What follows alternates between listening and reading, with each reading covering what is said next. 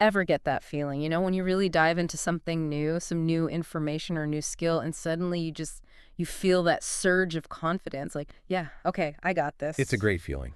It is a great feeling.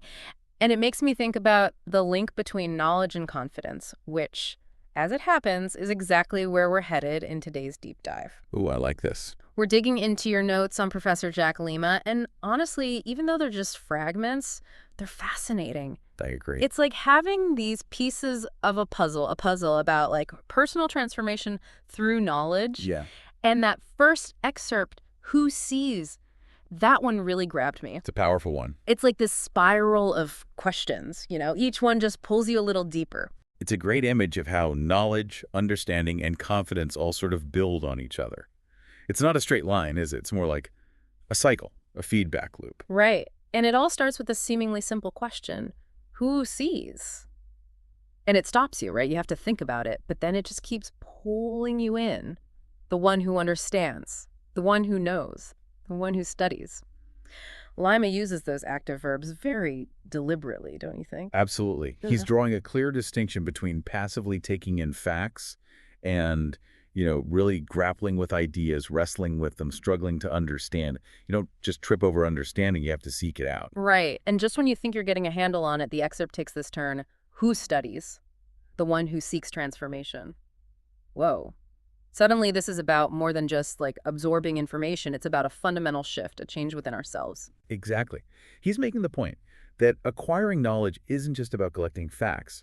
It's about refining who we are at a fundamental level.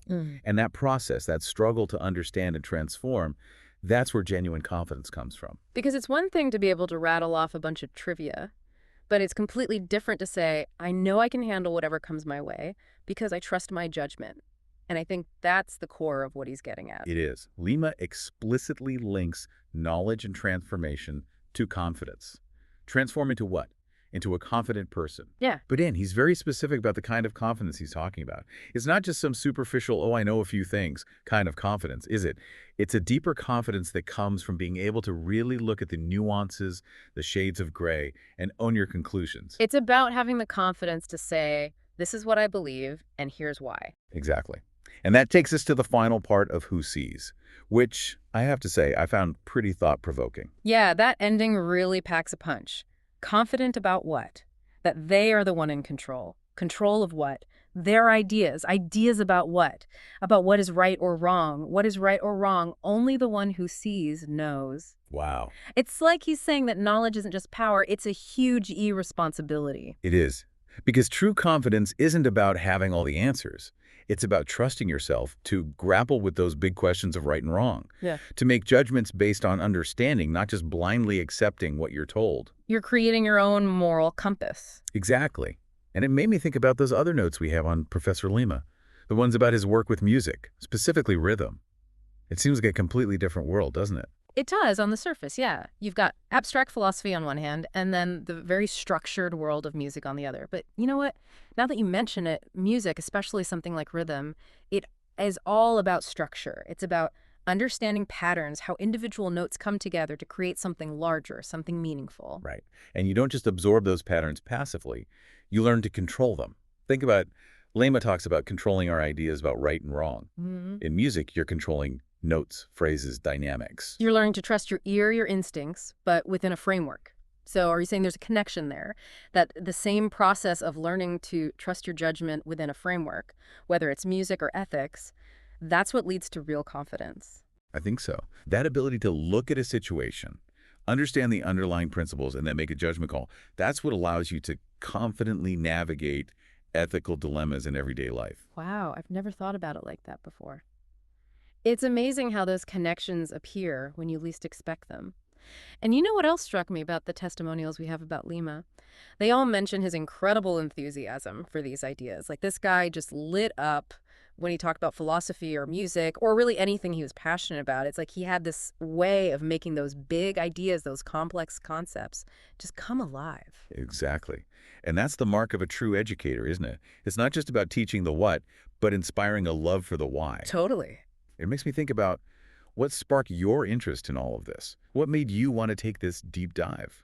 That's such a good question, and it's something we think about a lot on the show.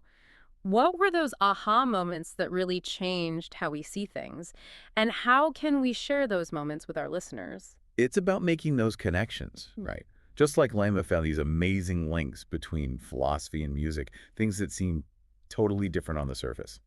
So now that we've had a chance to really dig into Professor Lima's work, what are some of the big takeaways we can offer our listeners? What threads can they keep pulling on?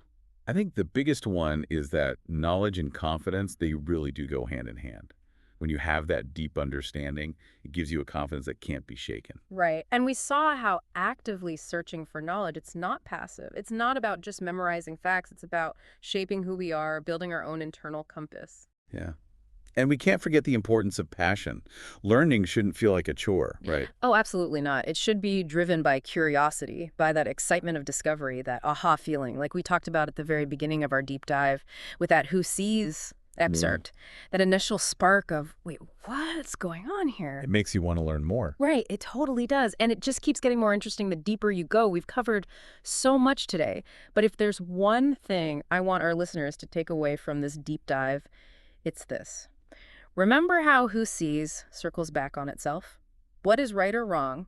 Only the one who sees knows. It's like this journey where every answer leads to new questions. And that's okay. That's what makes it an adventure. It is. It's the journey that matters. It is. So here's my question for everyone listening.